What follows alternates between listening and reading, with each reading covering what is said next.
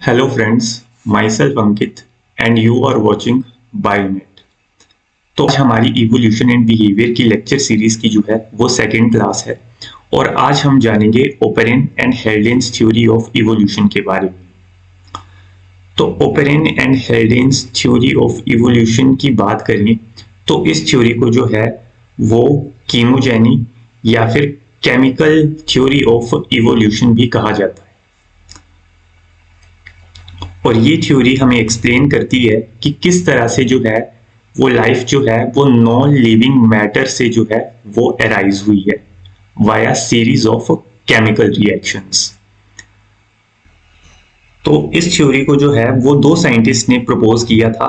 First is the Alexander operon and second one is the JBS हेल्डिंग। तो अगर हम Alexander operon की बात करें तो इन्होंने इस थ्योरी को जो है वो 1924 में प्रपोज किया था और अगर हम जेबीएस हेल्डेन की बात करें तो इन्होंने जो है इस थ्योरी को जो है वो 1929 में प्रपोज किया था। तो दोनों साइंटिस्ट ने इस थ्योरी को इंडिपेंडेंटली जो था वो प्रपोज किया, लेकिन जो इनके रिजल्ट थे वो ऑलमोस्ट सिमिलर थे। तो इस कारण से इस थ्योरी का क्रेडिट जो है वो कहीं ना कहीं इन दोनों साइंटिस्ट को एक साथ दिया जाता है। तो इस थ्योरी को जानने से पहले हमारे लिए ये जानना जरूरी है कि हमारे अर्थ और हमारे यूनिवर्स का ओरिजिन कैसे हुआ। अगर हम यूनिवर्स के ओरिजिन की बात करें तो हमारे यूनिवर्स का ओरिजिन जो है वो 13.8 बिलियन ईयर्स अगो हुआ था according to big bang theory. ठीक है, तो यूनिवर्स के ओरिजिन के दौरान जो है वो स्टार्स और हैवी एलिमेंट्स की फॉर्मेशन हुई। अगर हैवी एलिमेंट्स की अगर हम बात करें तो उसमें एसेंशियल हैवी एलिमेंट्स जो थे वो थे कार्बन, हाइड्रोजन, नाइट्रोजन और ऑक्सीजन। आगे चल के इन्हीं एसेंशियल एलिमेंट्स ने लाइफ की फॉर्मेशन में हेल्प की। फिर उसके बाद 4.6 बिलियन ईयर्स अगो हमारी अर्थ की फॉर्मेशन हुई। तो हमारी अर्थ की फॉर्मेशन जो थी वो सोलर नेबुला से हुई। तो सोलर नेबुला क्या था कि ये एक रोटेटिंग क्लाउड थे जिनके अंदर गैसेस और डस्ट पार्टिकल्स प्रेजेंट थे। ये जो स्मॉल डस्ट पार्टिकल्स थे इनके बीच में जो था वो कोलिजन हुआ और इन कोलिजन्स की वजह से जो है वो प्लैनेट्स की फॉर्मेशन हुई। तो उसी दौरान जो थी हमारी अर्थ की फॉर्मेशन हुई। तो इन कंटिन्यूस कोलिजन्स की वजह से हमारी अर्ली अर्थ का टेम्परेचर जो था वो बहुत ज्यादा गर्म था और साथ ही साथ हमारी अर्थ जो थी वो मोल्टन फॉर्म में थी। तो इन कोलिजन्स की प्रोसेस को कहा गया एक्रेशन। ठीक है, तो अगर हम अपनी अर्ली अर्थ के एटमॉस्फेयर की बात करें तो उसमें कार्बन, हाइड्रोजन, नाइट्रोजन और ऑक्सीजन जैसे हैवी एलिमेंट्स प्रेजेंट थे in atomic form, not in molecular form. तो इन एलिमेंट्स ने आपस में मिलकर के इनऑर्गेनिक मॉलिक्यूल्स की फॉर्मेशन की। तो नेक्स्ट आता है हमारे पास फॉर्मेशन ऑफ इनऑर्गेनिक मॉलिक्यूल्स। तो अगर हम इनऑर्गेनिक मॉलिक्यूल्स की फॉर्मेशन की बात करें तो धीरे धीरे जो था वो अर्थ का टेम्परेचर जो था वो डाउन होता गया। ठीक है, तो इस कारण से जो था वो अर्थ का एटमॉस्फेयर जो था वो कूल होता गया। तो इस कूलिंग की वजह से जो है कुछ केमिकल रिएक्शंस जो थी वो इनिशिएट हुई।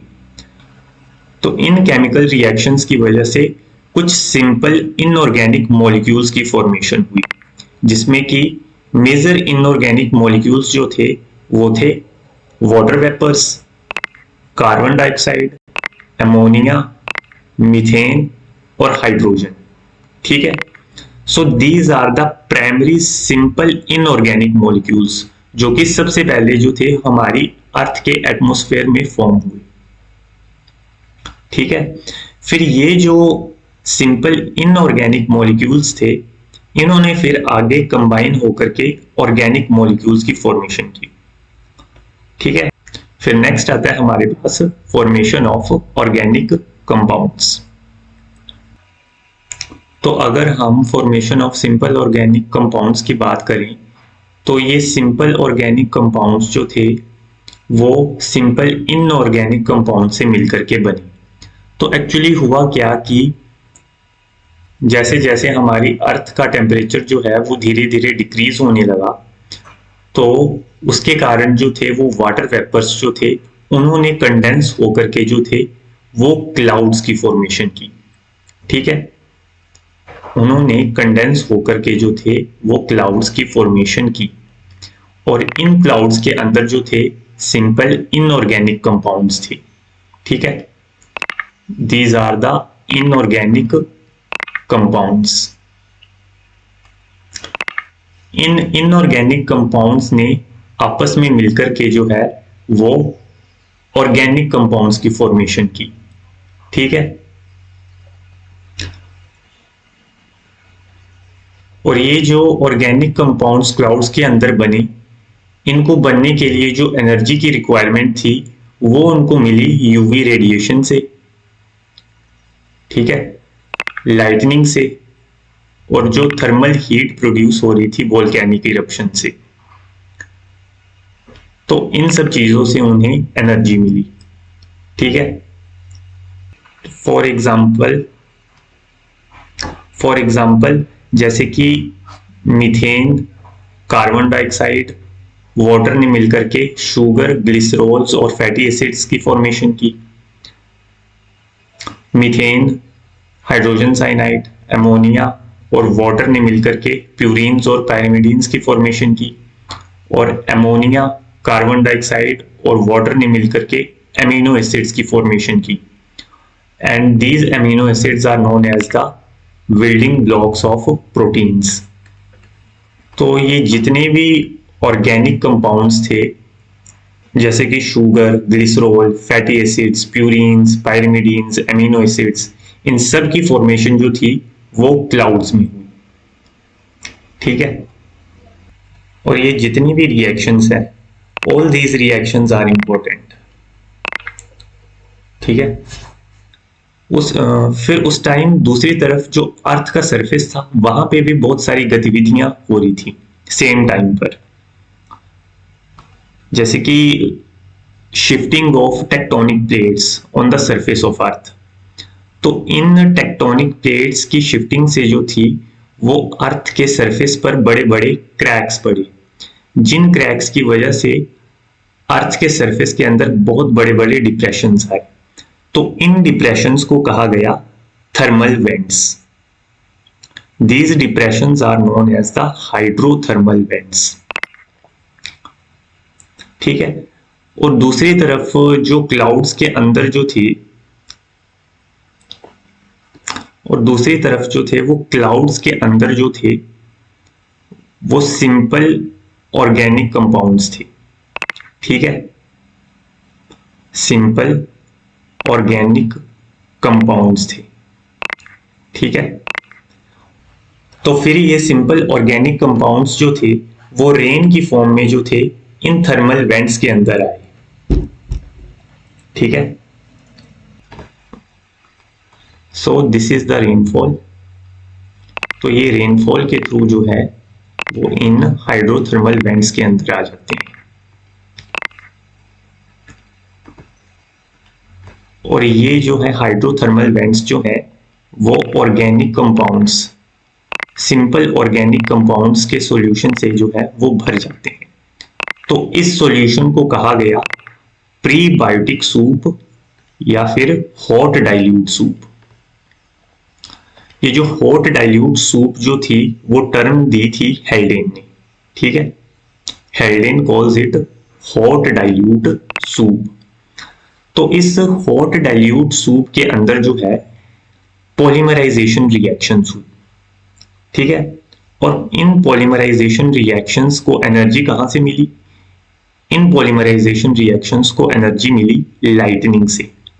ठीक है, जो भी लाइटनिंग हो रही थी उस टाइम पर अर्थ के ऊपर, दूसरा यूवी रेडिएशंस जो थी वो कंटिन्यूसली जो थी वो अर्थ सरफेस पर टकरा रही थी, क्योंकि उस टाइम पर अर्थ का जो एटमॉस्फेयर था वो रिड्यूसिंग था, ऑक्सीजन तो थी नहीं, तो इसी कारण से ओजोन भी नहीं थी। और ओजोन ना होने के कारण यूवी रेडिएशंस को कोई भी रोकने वाला नहीं था अर्थ सरफेस पर स्ट्राइक करने से। तो यूवी रेडिएशन, लाइटनिंग और हीट फ्रॉम वोल्केनिक इरप्शंस, ये सारी जो प्रोसेसेस थी वो इस पॉलीमराइजेशन रिएक्शन को इनिशिएट करने के लिए रिस्पॉन्सिबल थी। ठीक है, and due to these polymerisation reactions complex organic compounds की फॉर्मेशन हुई। Then formation of complex organic compounds. तो ये जो कॉम्प्लेक्स ऑर्गेनिक कंपाउंड्स बने, इनकी फॉर्मेशन के लिए जो एनर्जी जो मिली वो मिली यूवी रेडिएशन से, लाइटनिंग से और थर्मल हीट से। ठीक है, जो कि वोल्केनिक इरप्शन से आ रही थी। तो जो सिंपल शुगर्स थी उन्होंने कंबाइन होके पॉलीसेकेराइड्स की फॉर्मेशन की, और ये जो फैटी एसिड्स और ग्लिसरॉल थे उन्होंने कंबाइन होके लिपिड्स की फॉर्मेशन की। एमिनो एसिड जो थे उन्होंने कंबाइन होकर के प्रोटीन्स की फॉर्मेशन की, और नाइट्रोजनस बेसिस, शुगर्स और फॉस्फेट्स, इन सब ने मिलकर के न्यूक्लियोटाइड्स की फॉर्मेशन की। तो इस तरह से जो थी हमारे अर्थ के ऊपर जो थी वो कॉम्प्लेक्स ऑर्गेनिक कंपाउंड्स की फॉर्मेशन हुई। तो अब जितनी भी बातें ये ओपरेन और हेल्डेन ने अपनी थ्योरी में कही, तो इसकी क्या वैलिडेशन थी? ठीक है, क्योंकि उस टाइम पर तो कोई जिंदा तो था नहीं अर्थ के ऊपर कि वो कह सके कि हाँ ये जितनी भी बातें जो कह रही हैं वो बिल्कुल सही हैं। तो उनकी इस थ्योरी को वैलिडेट करने के लिए दो साइंटिस्ट आए जिनका नाम था मिलर एंड यूरे। तो उन्होंने अपनी लैब में जो है वो एक आर्टिफिशियल सेटअप तैयार किया, मींस एक तरह से आर्टिफिशियली वैसी कंडीशंस तैयार की जो कि ओपरेन एंड हेल्डेन ने अपनी थ्योरी में बताई थी अर्ली अर्थ के दौरान। तो उन्होंने मिलर एंड यूरे ने जो थी वो एक ग्राउंड ब्रेकिंग एक्सपेरिमेंट जो था वो परफॉर्म किया। So this is the setup of Miller and Urey experiment. ठीक है, तो अगर हम इस सेटअप की बात करें तो इसमें उन्होंने बॉइलिंग वाटर लिया जो कि इवेपोरेशन को रिप्रेजेंट करता था, और इसके साथ इन्होंने कुछ सिंपल इनऑर्गेनिक कंपाउंड्स को लिया जैसे कि मीथेन,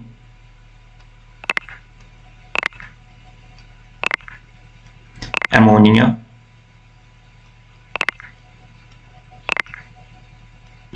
और हाइड्रोजन। तो अगर हम इनकी रेशो की बात करें तो उन्होंने मीथेन को जो था वो 1 रेशो में लिया, अमोनिया को जो था वो 2 रेशो में लिया, और हाइड्रोजन को भी अगेन 1 रेशो में लिया। सो this is the composition of these molecules.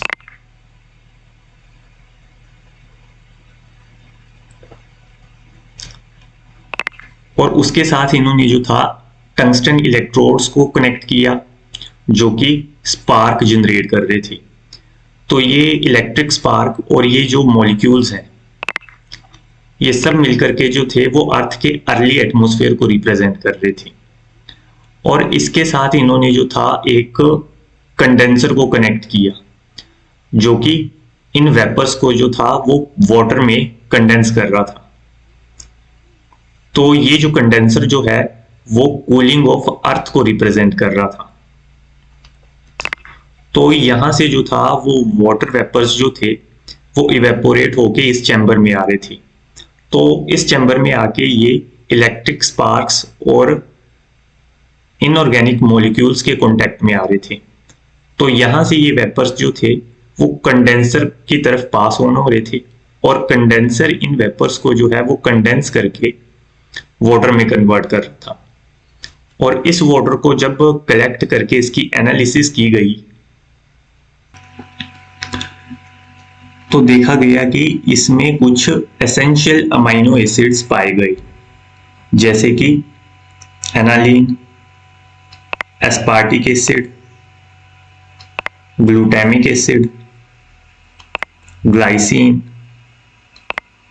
और इन अमीनो एसिड्स के साथ साथ कुछ और कंपाउंड्स भी पाए गए जैसे कि urea, lactic acid, acetic acid और फॉर्मिक एसिड। ठीक है, तो यहां से मिलर एंड यूरी ने अपने एक्सपेरिमेंट से ये प्रूव किया कि जो ओपरेन और हेल्डेन की जो फाइंडिंग्स है वो बिल्कुल करेक्ट है। ठीक है, तो ये एक जो था एक ग्राउंड ब्रेकिंग एक्सपेरिमेंट था जो कि 1953 के आसपास जो था वो परफॉर्म किया गया। तो इस मिलर एंड यूरी एक्सपेरिमेंट की वजह से ओपरेन एंड हेल्डेन की थ्योरी को जो थी वो वैलिडेशन मिली। ठीक है, फिर नेक्स्ट आता है हमारे पास फॉर्मेशन ऑफ मॉलिक्यूलर एग्रीगेट्स। तो अगर हम मॉलिक्यूलर एग्रीगेट्स की बात करें तो ये मॉलिक्यूलर एग्रीगेट्स जो थे वो कॉम्प्लेक्स ऑर्गेनिक कंपाउंड्स के कॉम्बिनेशन से बनी थी। ठीक है, तो इन मॉलिक्यूलर एग्रीगेट्स को कहा गया प्रोटोबायोन्स। तो ये जो प्रोटोबायोन्स जो थे वो first form of chemical life थे। ठीक है, these protobions are known as the first form of chemical life। तो ये जो प्रोटोबायोन्स थे एक तरह के कोलाइडल स्ट्रक्चर्स थे जो कि आसपास के मॉलिक्यूल्स को एब्जॉर्ब करके अपने स्ट्रक्चर को इंक्रीज करते थे। ठीक है, पर ये जो थे वो रिप्रोड्यूस नहीं कर सकते थे, बट थोड़ी बहुत सिंपल मेटाबॉलिज्म की प्रॉपर्टीज को शो करते थे। ठीक है, तो कुछ कुछ लक्षण लाइफ के इन्होंने शो करना शुरू कर दिए। तो फिर कुछ साइंटिस्ट ने जो थे वो इन प्रोटोबायोन्स के मॉडल्स को तैयार किया आर्टिफिशियली लैब्स में। ठीक है, तो अगर हम इनके मॉडल्स की बात करें तो इनके मॉडल्स की फॉर्मेशन जो थी वो दो साइंटिस्ट ने की थी, एक थे ओपरेन और दूसरे थे सिडनी फॉक्स। ठीक है, ओपरेन और सिडनी फॉक्स ने जो थी इनके मॉडल्स की फॉर्मेशन की थी आर्टिफिशियली लैब के अंदर। तो इन मॉडल्स को कहा गया कोजरवेट्स और माइक्रोस्फीयर। तो अगर हम कोजरवेट्स की बात करें तो ये मॉडल जो था वो ओपरेन के द्वारा बनाया गया था लैब के अंदर आर्टिफिशियल। ठीक है, और इसको जो था वो अपोजिटली चार्ज मॉलिक्यूल की एग्रीगेशन से बनाया गया था। तो इसको जो था वो इसकी फॉर्मेशन जो थी वो अपोजिटली चार्ज मॉलिक्यूल की एग्रीगेशन से हुई। ठीक है, और इसके पास जो थी वो ग्रो करने की टेंडेंसी थी, लेकिन ये रिप्रोड्यूस या डिवाइड नहीं कर सकता था। ठीक है, और दूसरी तरफ माइक्रोस्फीयर्स की जो फॉर्मेशन थी वो सिडनी फॉक्स ने की लैब के अंदर। ठीक है, और इसके पास जो थी वो ऑस्मोटिक स्वेलिंग के थ्रू ग्रो करने की टेंडेंसी थी, और ये डिवीजन की प्रॉपर्टी को भी शो करता था बाय वर्डिंग। अगर हम माइक्रोस्फीयर की फॉर्मेशन की बात करें तो इसको जो था वो अमीनो एसिड को हीट करके बनाया गया था। अमीनो एसिड्स को 150 डिग्री सेल्सियस और अनहाइड्रस कंडीशन में हीट करके जो थे मॉलिक्यूल्स बनी जिन्हें की प्रोटीनोइड्स कहा गया, और फिर इन्हीं प्रोटीनोइड्स को जो था वो दोबारा से वाटर की प्रेजेंस में कूल किया गया, और फिर उसके बाद जो स्फेरिकल स्ट्रक्चर हमें मिले उन्हीं को ही जो है वो माइक्रोस्फीयर कहा गया। ठीक है, तो ये कोजरवेट्स और माइक्रोस्फीयर्स ये दोनों ही जो थे वो प्रोटोबायोन्स के जो थे वो आर्टिफिशियल मॉडल्स थे। ठीक है, तो अगर हम इनके कंपैरिजन की बात करें तो कोजरवेट्स जो थे वो 1924 में ओपरेन के द्वारा प्रपोज किए गए। ठीक है, तो दूसरी तरफ माइक्रोस्फीयर्स जो थे वो सिडनी फॉक्स के द्वारा 1958 में प्रपोज किए गए।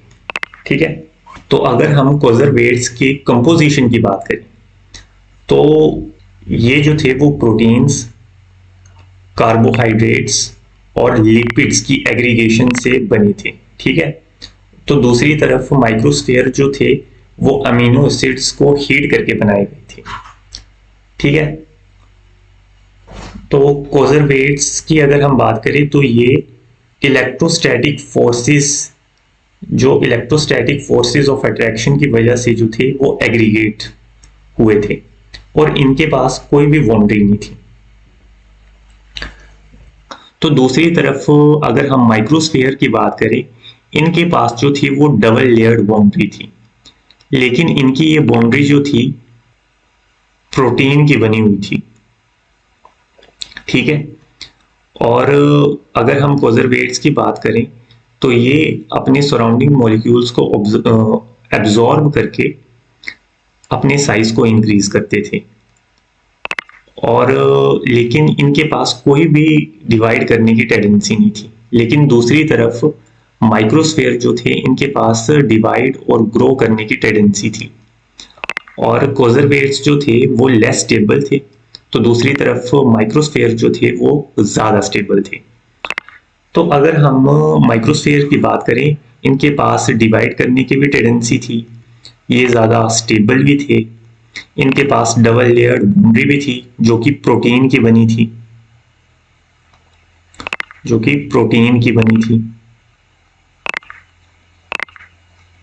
ठीक है, तो इस कारण से ये माइक्रोस्फीयर जो थे वो ज्यादा बेटर मॉडल माने गए प्रोटोबायोन्ट्स से एज कंपेयर टू कोजरवेट्स, क्योंकि कोजरवेट्स जो थे वो लेस स्टेबल थे, इनके पास कोई बाउंड्री भी नहीं थी। ठीक है, और ये डिवाइड भी नहीं कर सकते थे। ठीक है, सो बिटवीन कोजरवेट्स एंड माइक्रोस्फीयर को जो है वो एक्सीलेंट मॉडल ऑफ प्रोटोबायोन्ट्स कंसीडर किया गया। फिर ये जो प्रोटोबायोन्ट्स थे इनमें कुछ म्यूटेशंस आई, और इन म्यूटेशंस की वजह से ये मॉडिफाई हो गए यूबायोन्ट्स में। फिर नेक्स्ट आता है हमारे पास ओरिजिन ऑफ यूबायोन्ट्स। ठीक है, next is the origin of eubionts. तो अगर हम यूबायोन्ट्स की बात करें तो इनको जो है वो प्रोटोसेल भी कहा जाता है। तो प्रोटोबायोन्ट्स में कुछ म्यूटेशंस आए, तो फिर इन्होंने जो है वो न्यूक्लिक एसिड की जो है वो सेल्फ रेप्लिकेटिंग प्रॉपर्टी डेवलप कर ली, और साथ ही साथ इन्होंने जो है वो लिपिड कोट भी जो है अपने अराउंड डेवलप कर ली। ठीक है, और इन यूबायोन्ट्स को कहा गया first form of life. These are the first non cellular form of life. ठीक है, और इनका ओरिजिनेशन जो था वो 3 बिलियन ईयर्स एगो हुआ अर्थ पर। तो यूबायोन्ट्स में जो थी वो सेल्फ रेप्लिकेशन की प्रॉपर्टी आ गई। ठीक है, सेल्फ रेप्लिकेशन की प्रॉपर्टी आ गई। दूसरा, इन्होंने जो थी वो लिपिड कोट डेवलप कर ली।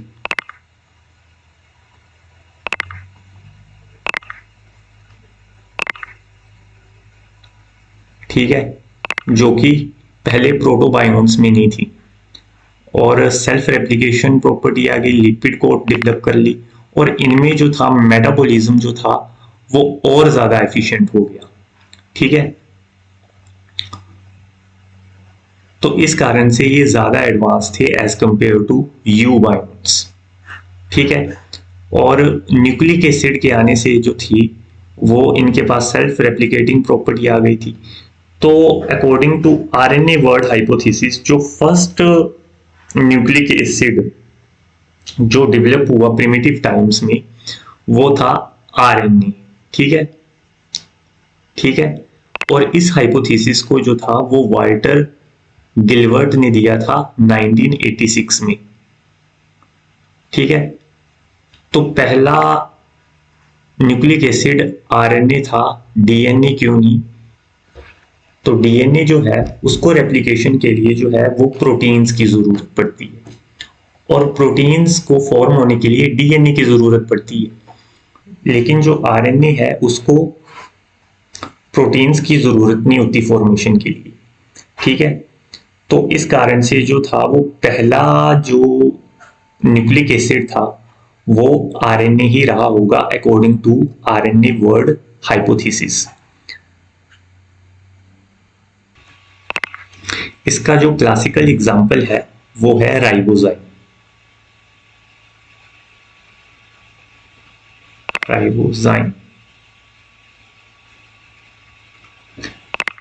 तो ये जो राइबोजाइम है इसके पास कैटालिसिस की भी प्रॉपर्टी है और रेप्लिकेशन की भी प्रॉपर्टी है।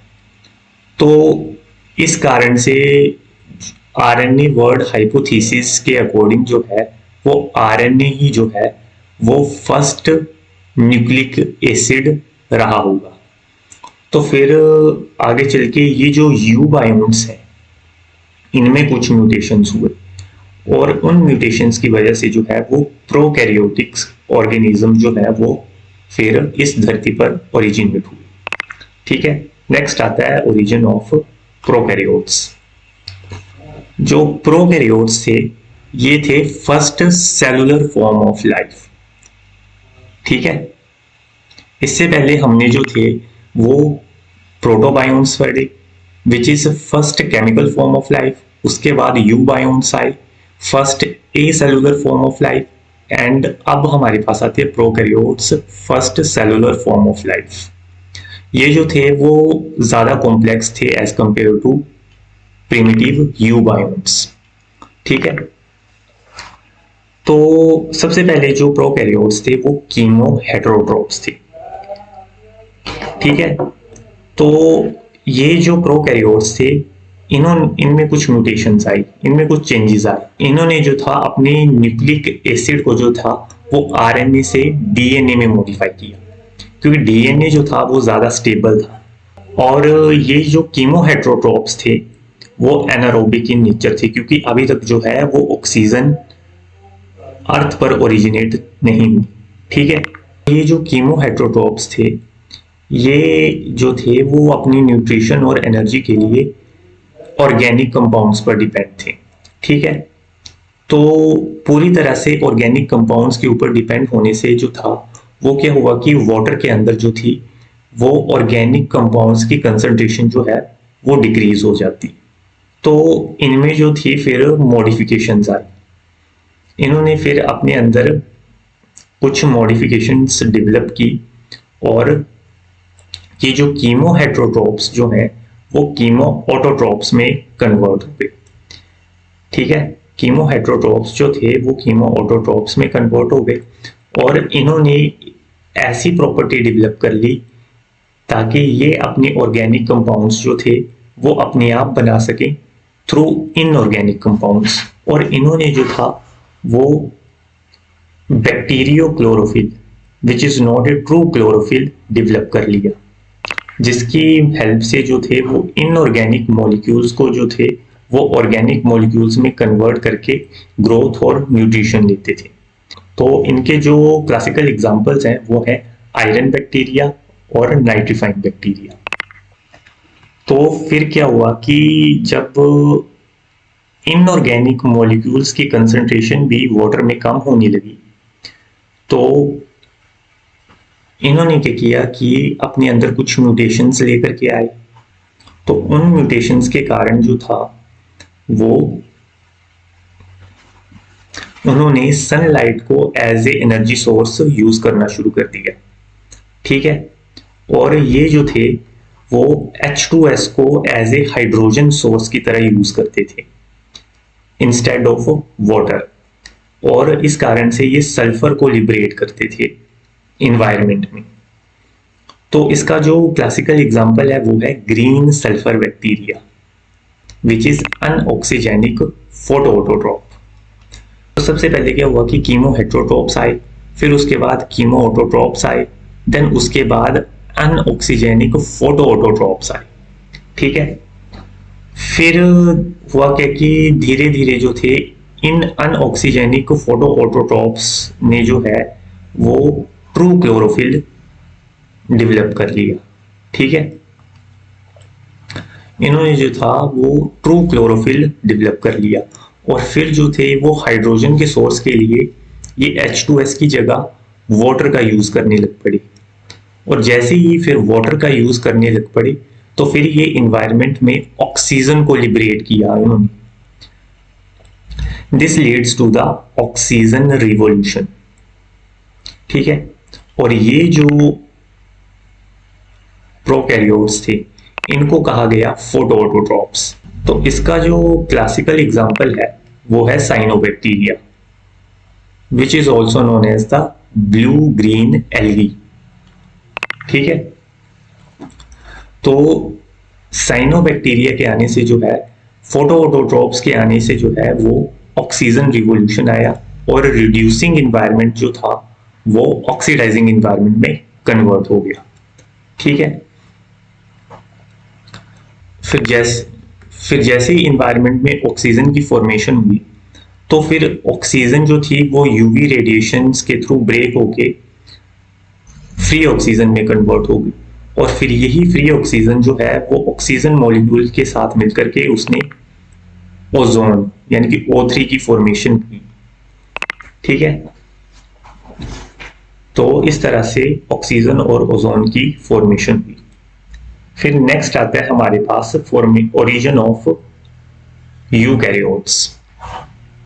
अगर हम ओरिजिन ऑफ यूकैरियोट्स की बात करें तो कुछ लार्ज साइज एरोबिक बैक्टीरिया जो थे उन्होंने स्मॉल साइज एरोबिक बैक्टीरिया, ठीक है, जो कि कुछ स्मॉल साइज एरोबिक बैक्टीरिया को जो है वो एनगल्फ कर लिया। ठीक है। These are the small size aerobic bacteria. और कुछ साइनोबैक्टीरिया थे स्मॉल साइज के, उनको भी एनगल्फ कर लिया। तो ये जो स्मॉल साइज्ड साइनोबैक्टीरिया थे या फिर एरोबिक बैक्टीरिया थे, ये लार्ज साइज एनारोबिक बैक्टीरिया के अंदर जाकर डीजनरेट नहीं हुई, बल्कि ये सिम्बायोटिकली एसोसिएट हो गई। तो आगे चल के जो थे वो ये जो एरोबिक बैक्टीरिया जो थे वो कन्वर्ट हो गए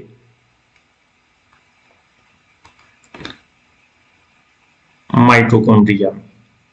ठीक है।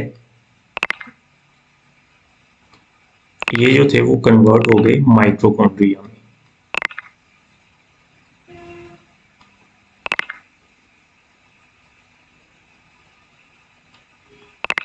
These are converted into mitochondria।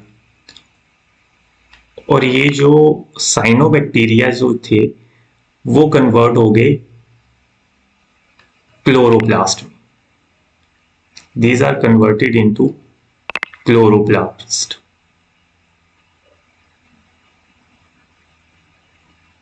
Chloroplast.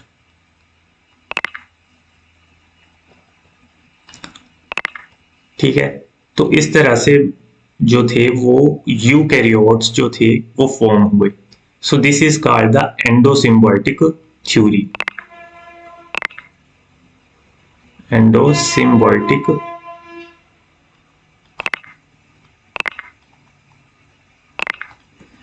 Theory.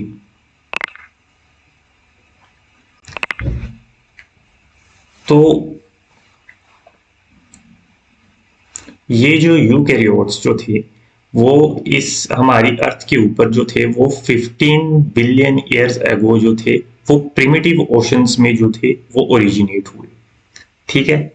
Eukaryotes के फीचर्स की बात करें तो इनके पास जो थी वो एक तरह से प्रिविलेज थी, वो लार्ज साइज अटेन कर सके।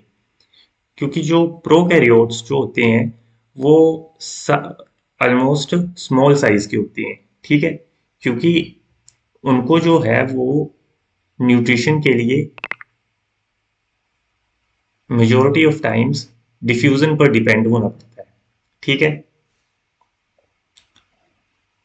तो अगर वो अपने साइज को ज्यादा एनलार्ज करेंगे तो उनको जो है अपनी न्यूट्रिशनल रिक्वायरमेंट्स को पूरा करना मुश्किल हो जाएगा।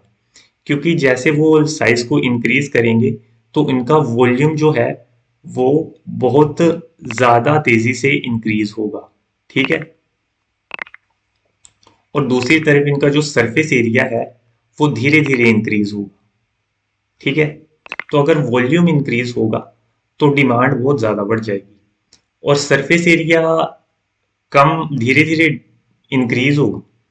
तो उस हिसाब से जो है वो न्यूट्रिएंट्स जो है वो सरफेस एरिया से अंदर नहीं आ पाएंगे। तो ये सारा डिमांड एंड सप्लाई का खेल है। ठीक है, तो इसलिए जो प्रोकैरियोट्स हैं वो ज़्यादातर प्रेफर करते हैं कि वो स्मॉल साइज में रहे वो। लेकिन दूसरी तरफ यूकैरियोट्स के साथ ये प्रॉब्लम नहीं है, क्योंकि उनके पास जो है वो energy sources, local energy sources already present है, जैसे कि mitochondria.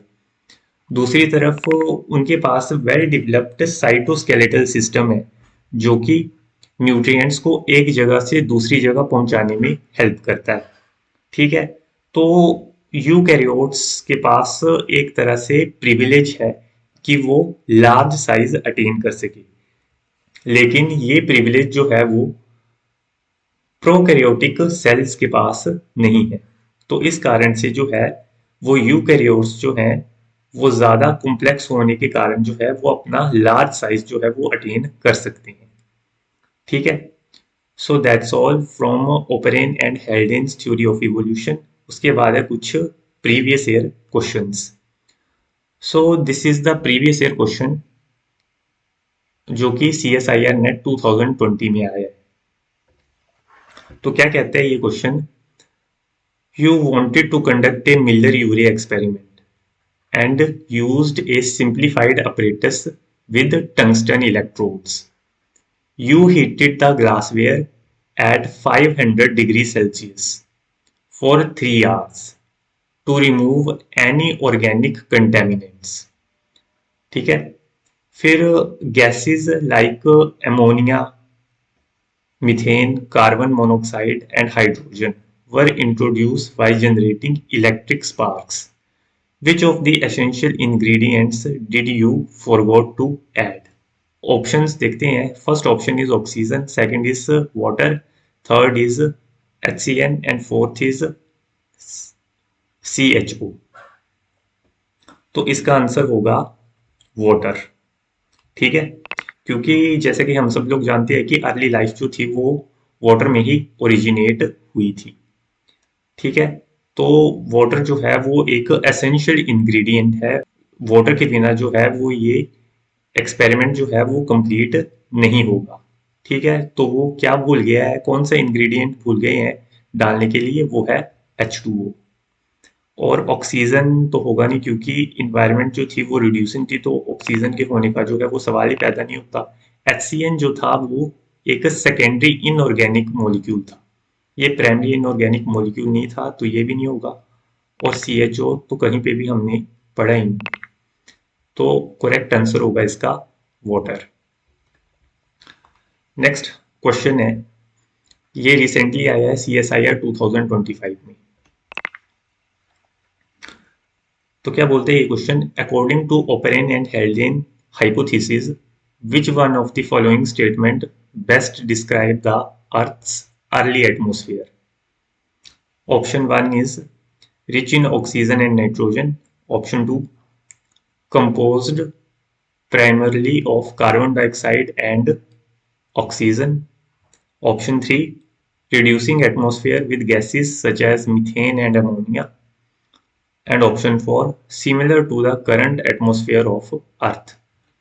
So the right answer is option 3, क्योंकि अर्ली अर्थ का ओपरेन और हेल्डेन थ्योरी के अकॉर्डिंग अर्ली अर्थ का एटमॉस्फेयर जो था वो रिड्यूसिंग था, जिसमें कि मीथेन और एमोनिया जैसे इनऑर्गेनिक मॉलिक्यूल्स पाए जाते थे। So option 3 is the right answer. तो नेक्स्ट क्वेश्चन आता है हमारे पास, the first living being on earth were anaerobic because option 1, there was no oxygen in air. Option 2, oxygen damages proteins. Option 3, oxygen interferes with the action of ribozymes. And option 4, they evolved in deep sea. तो इसका right answer होगा there was no oxygen in air. ठीक है, so option 1 is the right answer. Then next question हमारे पास आता है, complex eukaryotic cells may have evolved from simpler prokaryotic cells because complexity of organization increases the option 1 growth rate, option 2 efficiency of energy utilization, option 3 tolerance to starvation and option 4 ability to attain large size। तो इसका right answer होगा ability to attain large size, क्योंकि हमने पहले भी पढ़ा था कि यूकैरियोटिक सेल्स के पास जो है एक तरह से प्रिविलेज है कि वो अपने साइज को जो है वो इंक्रीज कर सके, क्योंकि उसके पास जो है वो लोकल सोर्सेज है एनर्जी के, क्योंकि वो जो है लोकली अपनी एनर्जी को प्रोड्यूस कर सकता है क्योंकि उसके पास माइटोकॉन्ड्रिया है। और दूसरा उसके पास साइटोस्केलेटन जैसा वेल डिफाइंड सिस्टम है जिससे कि वो अपने न्यूट्रिएंट्स को जो है एक जगह से जो है वो दूसरी जगह ट्रांसफर कर सकता है। और ये एबिलिटी जो है वो प्रोकैरियोटिक सेल के पास नहीं है, वो बेचारे जो है वो डिफ्यूजन पर ही डिपेंड होते हैं न्यूट्रिशन के लिए। ठीक है, तो इस कारण से ability to attain large size जो है वो इसका राइट आंसर होगा। फिर नेक्स्ट क्वेश्चन आता है हमारे पास, among which of the following is the history of life? Prokaryotic cell, eukaryotic cell, natural selection, organic molecule, self replicating molecule। ये जो आपको जो है वो डिफरेंट स्टेजेस दे रखी हैं, इनको जो है आपको करेक्ट क्रोनोलॉजिकल ऑर्डर में अरेंज करना है। तो सबसे पहले हमारे पास आएंगे ऑर्गेनिक मॉलिक्यूल्स, देन उसके बाद आएंगे सेल्फ रेप्लिकेटिंग मॉलिक्यूल्स, देन उसके बाद इन सेल्फ रेप्लिकेटिंग मॉलिक्यूल्स का नेचुरल सिलेक्शन होगा, तो थर्ड पर आ जाएगा नेचुरल सिलेक्शन। देन उसके बाद आएंगे प्रोकैरियोटिक सेल्स, देन लास्ट में आएंगे यूकैरियोटिक सेल्स।